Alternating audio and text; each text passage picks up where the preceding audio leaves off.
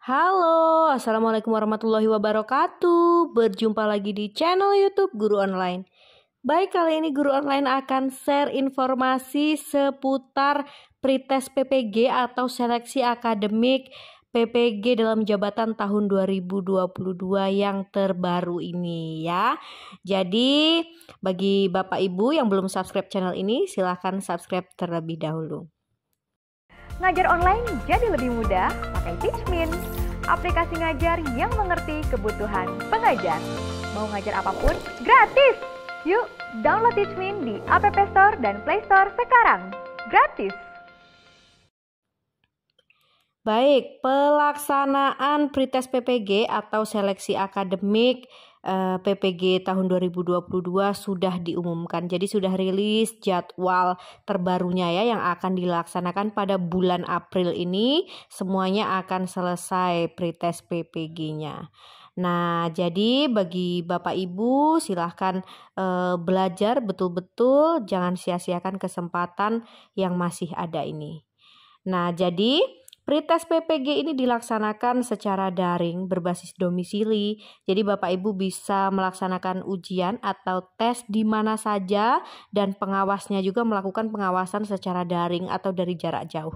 Tapi percayalah, meskipun pelaksanaan dilaksanakan dari jarak jauh, tapi antisipasi atau pelanggaran terhadap kecurangan-kecurangan yang terjadi misalkan atau hal-hal yang tidak diinginkan itu pasti sudah dipikirkan atau sudah betul-betul difikirkan secara matang seperti itu. Jadi jangan sampai terjadi. Nah, ini ada beberapa contoh kasus perbuatan yang diindikasi melaksanakan kesalahan ya Bapak Ibu. Jadi ini ada beberapa contohnya. Di sini dikatakan tidak usah berpikir untuk berbuat curang karena pengawasan dilakukan lebih ketat. Satu pengawas mengawasi 20 peserta. Jadi pengawasan dilakukan secara berlapis oleh pengawas yang satu pengawas mengawasi 20 peserta dan juga diawasi oleh panitia pusat. Nah, ini ada contoh-contoh hal yang akhirnya membuat ujiannya di stop. Jadi yang pertama, ini ada kasus-kasus peserta. Salah satunya ada peserta yang ngomong keras terus dan sudah diingatkan. Jadi sudah diingatkan kenapa ngomongnya keras terus seperti itu, tetapi diabaikan dan akhirnya di stop ujiannya seperti itu. Lalu ini ada contoh yang kedua. Ujian seleksi itu tidak boleh diwakilkan. Jadi sebelum ujian, peserta mengupload foto terkini. Jadi seharusnya ikut ujian sesuai dengan foto yang terbaru. Seperti itu untuk menanggulangi takutnya ada yang mewakilkan seperti itu. Jadi tidak bisa ya. Jadi harus mengupload foto terkini. Lalu ada kasus selanjutnya, peserta tidak boleh memfoto soal seperti ini.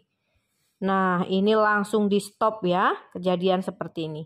Ini kan kamera zoom ini betul-betul menghadap ke peserta dan laptop peserta secara jelas. Ada jaraknya yang sudah ditentukan itu. Jadi semuanya terlihat aktivitas dari peserta ujian ini.